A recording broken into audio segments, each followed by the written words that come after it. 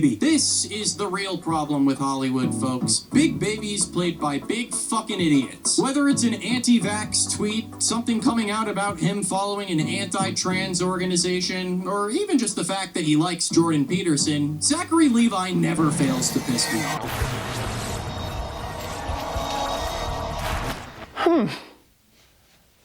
I completely forgot that I downloaded that Intersect with all 5 seasons of NBC's Chuck on it. I'm keeping that knowledge safe. I wouldn't want it falling into the wrong hands. Your hands look alright though. I mean, clip your fingernails, but we can worry about that later. Chuck was the show that Zachary Levi was on before he started disappointing me professionally. It was a part spy thriller, part romantic comedy about a nerd who was already going through a quarter-life crisis when he was suddenly sent a computer that downloaded into his brain. This invention, called the Intersect, was a series of encoded images downloaded straight into Chuck's subconscious. The images were encoded with all of the top secrets of both the NSA and CIA. The Intersect was the show's MacGuffin, a word that I assume means magic muffin, because everybody would want a magic muffin. Likewise, everybody and their mothers in the Chuck universe wants the Intersect. It was also Chuck's superpower, allowing him to identify information from multiple government databases and put them together using pattern recognition in a flash. These flashes could be triggered by images already in the Intersect, keywords, or a very unreliable voice recognition system. The show was initially the idea of Chris FEDAK, who pitched it to Josh Schwartz while they were both working on The OC, a show that Schwartz had developed along with Gossip Girl. Which could explain why the show never really leaned into realism, letting all the spy stuff be more of a spectacle so that they could focus on the character dramas. So things like consistent explanations of the technology weren't focused on as much as all the kissing. Those explanations are there though, and it's one of the things that I think are the most interesting to look at when revisiting Chuck. It certainly helped me develop my own Chuck Intersect. I don't know though, the only reason I even still have it is because after the show ended there was endless discussion about it being brought back as a movie. But the more Zachary Levi carefully and thoroughly destroys his own career and star power, the more I'm thinking that the movie is unlikely. So I might as well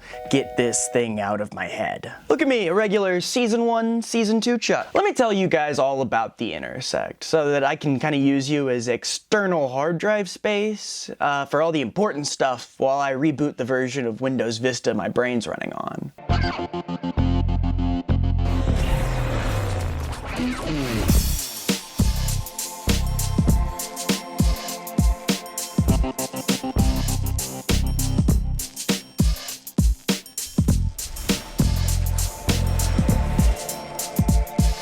The Intersect was a computer that was stored in a person's subconscious like all the bad thoughts, delivering information to the short-term memory through flashes. The process involved encoding a picture with a lot of tiny pictures that could themselves be encoded with any gossip that the engineer wanted. Then it sent electrical impulses through the images to it was magic. And the engineer/wizard who made it was Chuck's dad, making the whole series kind of a chosen one arc, which feeds even more into the magic thing. Initially, it seemed like his dad, whose codename was Orion, was just a nerd who kind of wanted a computer in his head. He was a genius inventor who went to work for the government after becoming yet another victim of Chevy Chase being an asshole. I practically invented your TV.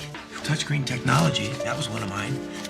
Ted Work and I came up with it back in grad school. Yeah, he took all my ideas, and I never got anything. The guy's a lying thief. With the government, he developed a test version of the Intersect. He stored government secrets on it, allowing him to know any information about any spy he came across that was in the database. But the flashes ended up hurting him after a while. Or making him bad at handling his liquor. He then made another Intersect that could upload a fake mobster persona into its user. He put it in his sweet buddy, who became one of the biggest threats the government had to face for decades afterwards. Which is kind of a testament to how well the thing worked. So the CIA decided to stick to the fun fact machine Steven had put in himself. The first full-fledged Intersect came together when the NSA and CIA merged secrets for the Intersect to find patterns in. The government wanted to give the Intersect to a spy, supposedly so he could do spy things. But by this point, Orion hated spy things, so he got Chuck's old roommate, CIA agent Neil from White Collar, to steal it. Even though the last thing Orion wanted was for Chuck to be anywhere near this project, Neil from White Collar ended up sending the Intersect to Chuck, which was convenient because it got the series rolling. You'll do the right thing. You always do. That's why I sent you the Intersect in the first place. I'm sure you hate me right now. But someday you're gonna realize I was looking out for you. I have been all along. The first one took like a full night to download, and Chuck started having flashes immediately. Most of the time the flashes occurred when he saw an image in the Intersect or when he saw somebody who was in the Intersect. Sometimes a keyword could trigger it as well. It also had voice recognition, though that was kind of unreliable at best in the first Intersect. The Intersect couldn't identify a guy named Mark Ratner until he said his own name. Chuck, I'm Mark Ratner. There's also an indication by Orion that the first Intersect is more powerful than Chuck ever gets to use it for. Punch in the code or we'll be a little bit dead. It doesn't work like that. Unless it's in here, I can't do it. Yes, you can. Designed that computer in your head, son. Flash. He had Chuck voluntarily flash on a lock pad to get the combination, showing the first set of skills that the Intersect could help deliver to its user. In the hands of a trained assassin, it would basically be like a spy cheat code. It's like Googling the answer to something that everybody was just trying to guess the answer to. The big weakness of the first one was it didn't protect the user from the ensemble of characters that wanted to get it out of his head. This was why Chuck was assigned the angry tank of a man, John Casey, and the only one who ever actually gets anything done in the show, Sarah Walker. That's just the first one though. The end of the second season introduces the Intersect 2.0, which has a massive set of complex skill sets that it can immediately teach a user to their short-term memory through a flash. Guys, I know Kung Fu.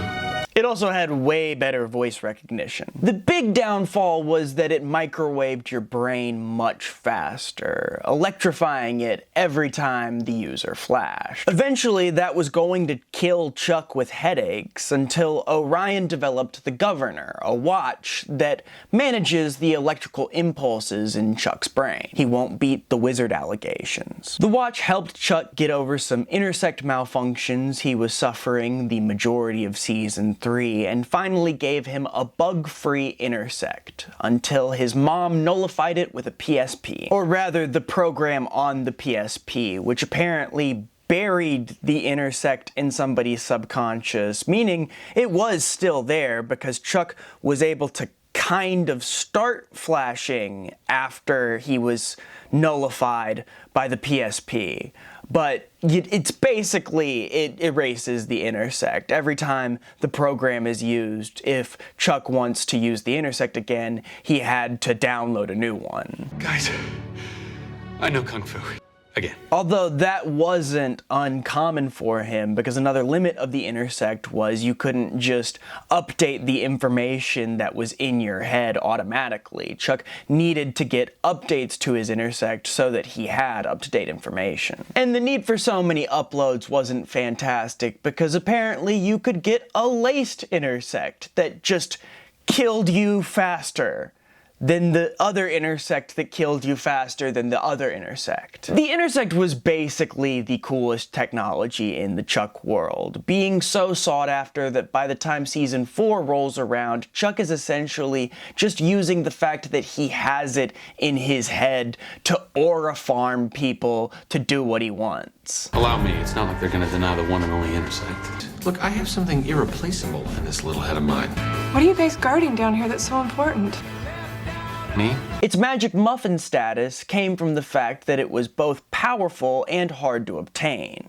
In order to create an Intersect, you needed a computer the size of a college campus. One of the show's villains actually made a big college campus to disguise his Intersect computer. And since it seemed like the big computer was only necessary for the creation, as once there is an Intersect, it was ported around like a flash drive, people mostly just want to get their hands on Chuck. The actual Intersect starts off small enough to fit in an email attachment, and by the end of the show, every third pair of sunglasses has an Intersect in it. But even if you could get one, there's no telling if you could handle it. Evil spy group Fulcrum built an Intersect that Chuck was able to download and use, but that killed literally everybody else who used it. The Intersect 2.0 seemed more compatible with people, but it still had a heavy effect on two agents who were uploaded with it, as seen when they get it out of their head and say that their heads feel lighter.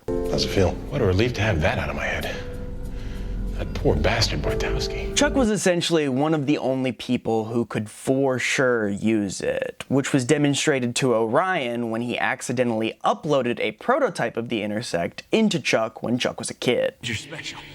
You're special. You're special, son. So during the first few seasons, you had to be a wizard's son to use the Intersect, but after Chuck's sister Ellie uses her neurosurgeon powers to fix the Intersect, a lot more people are able to use it. Even with the large threat to your brain though, I would still be first in line to try an Intersect, which is in character for me.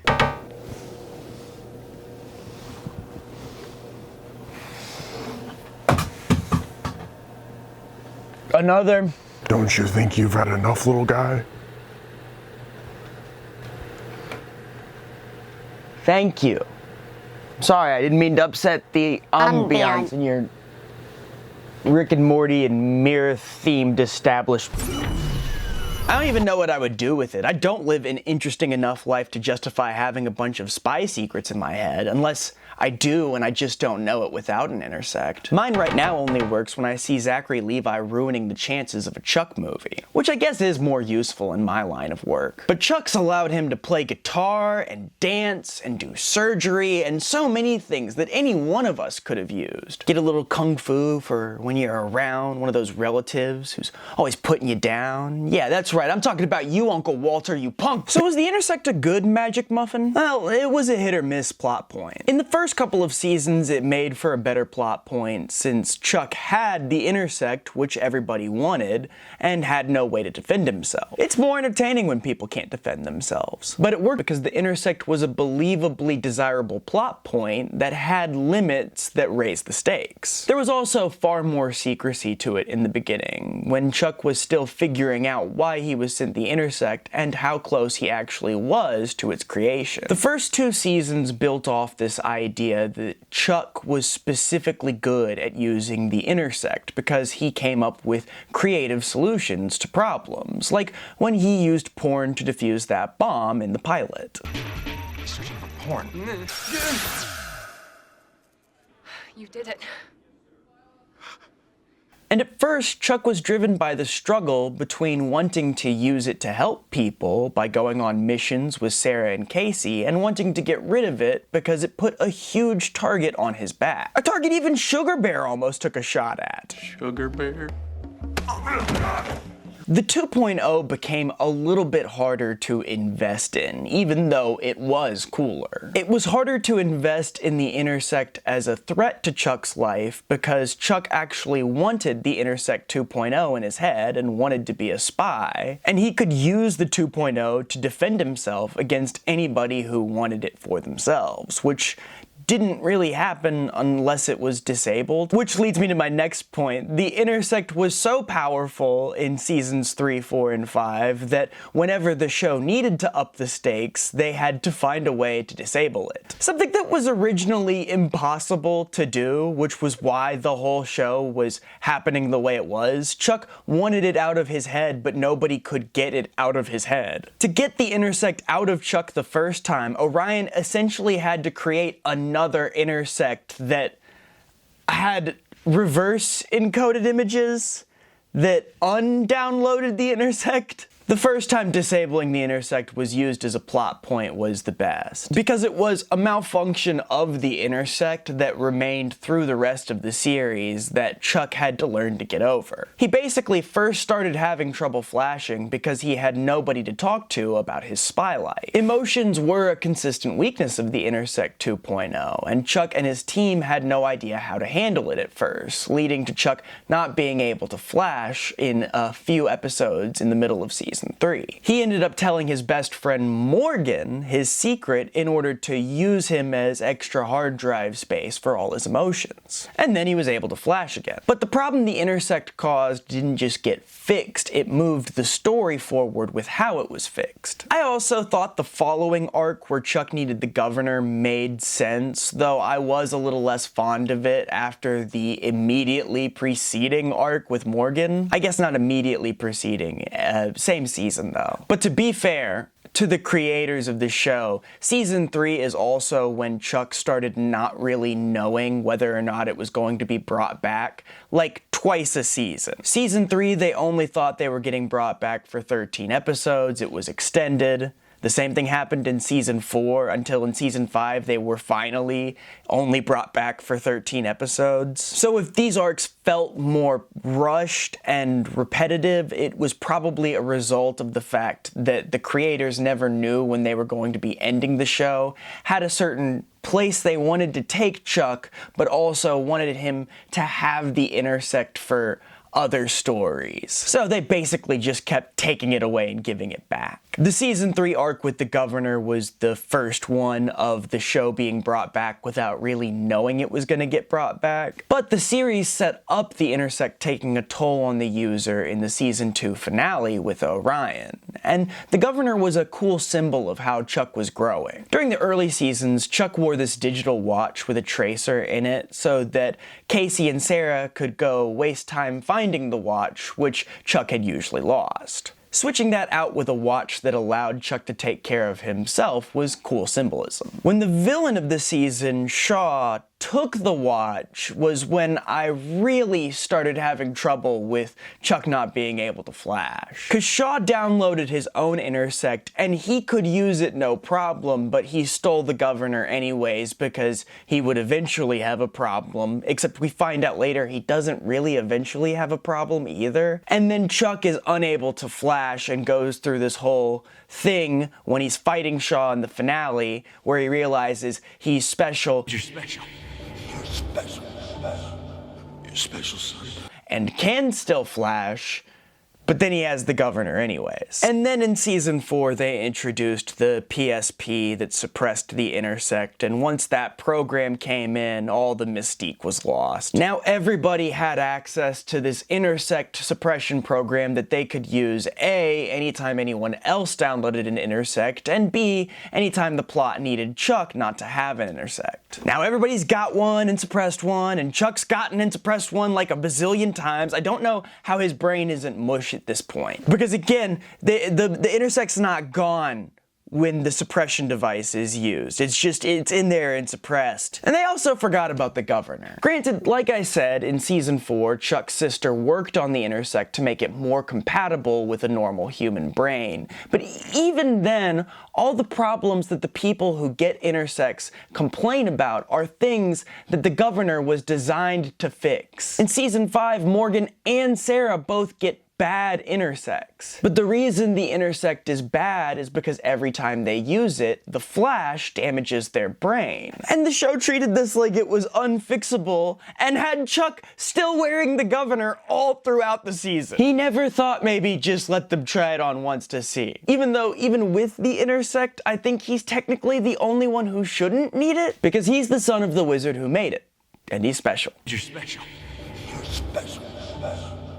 Special, son. I don't know, it felt like by the 3rd season of Chuck and On, the show had drifted from how Chuck and the Intersect were kind of perfect for each other into how Chuck's pretty cool anyways and everybody could have an Intersect because they're like gumballs. In the last season, Shaw MacGyvered one using Chuck's secret base and like super powerful computer virus. It didn't feel as mysterious as early seasons, where the Intersect was both difficult to get your hands on and difficult to remove. Although I do like that in the end what made Chuck special didn't have anything to do with the Intersect, it was just him. They didn't really delve too much into that though, and he also ends the series with an Intersect. After not having one the whole season, we watch him not have one, and then it's like, all right, he's gonna have it. and go off on adventures with it now. But I think that the fact the Intersect was a less consistent plot point was also because of the fact that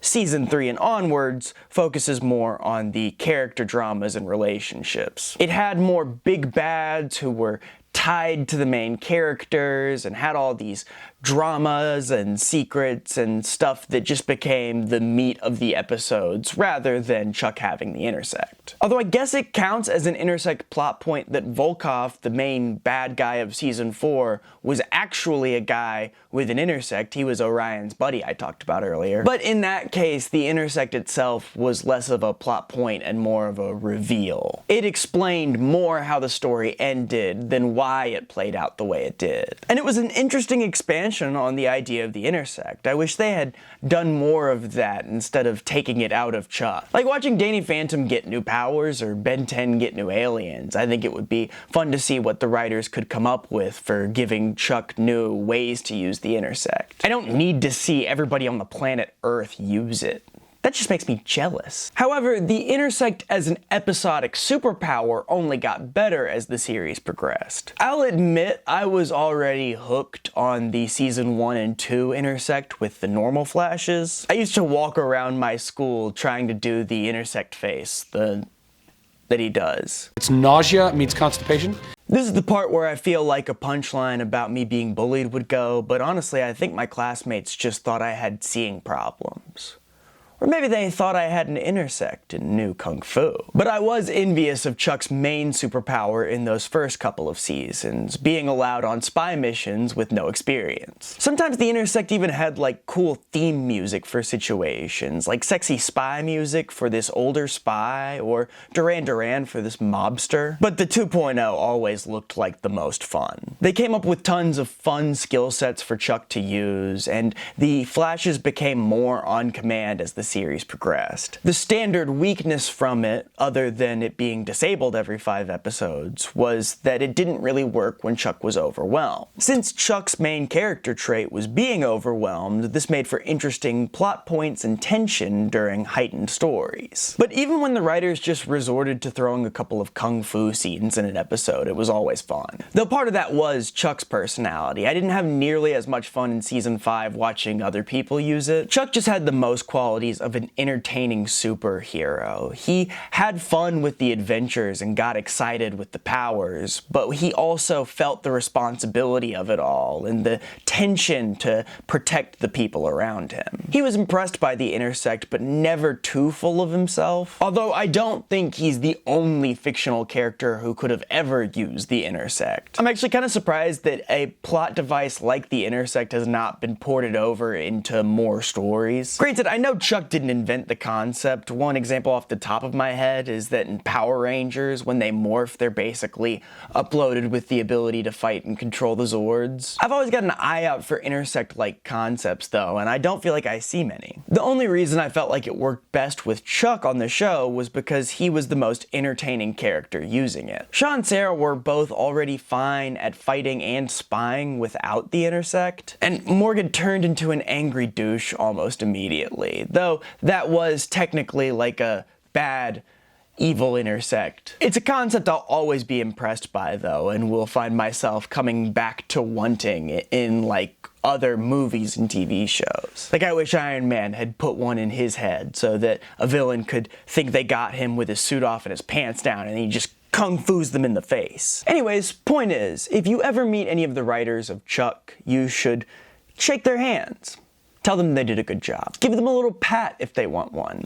I'm betting they won't, but it's not like they're gonna have you arrested for asking. But for all the ups and downs the plot had, I felt like the Intersect was a really compelling plot device, and fictional gadget in general. They tried to keep its rules consistent. It never turned into an all-powerful problem solver, even though it got close a couple times. It was also perfect for exemplifying how Chuck's outside-the-box style thinking was perfect for the Intersect, and made him well equipped to handle the types of big problems faced with the spies on the show. It's gotta be wish fulfillment for overachievers, the idea of being able to instantaneously call information and skill sets to mind. Chuck explored the idea pretty thoroughly too, between describing how different types of personalities would use something like this, to how a technology like this could be utilized in different ways. The first idea was, what if you could call information to mind by looking at a picture, and the following idea is, what if you could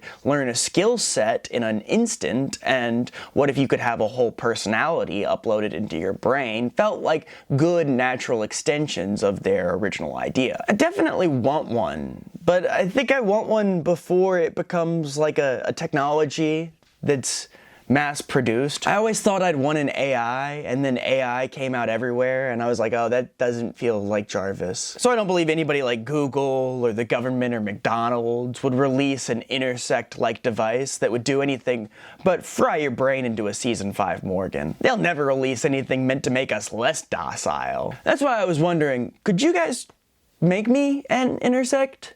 Like, I trust you. If you're watching this, you're probably moral and beautiful. You can think about it. I know it's a big ask, but if you could just make me an Intersect, that would be great. So I can have one before, because I don't want to learn science. I was really bad at science in school, and then I'd have teachers have me come to the front of the class at the end of the school, and they'd be like, William, you're not actually bad at science, you just need to try harder. And I would be like, no, I'm bad at science. I might do another video focusing more on how the creatives came up with and expanded upon the idea behind the scenes. I found a bunch of cool interviews while I was putting this together. They just ended up having no place in this video, but maybe if this is something that you guys liked hearing about, I'll follow up with another video about the behind the scenes stuff. Not follow up, the next video is not going to be about Chuck. But I'm actually, quite ironically, gonna go find a way to get this out of my head now. You guys, hold on to that information I just gave you, because it's important. I was protecting it. But I think I could just rewatch Chuck, and ever since Zachary Levi voted for Trump, it's just sad to use.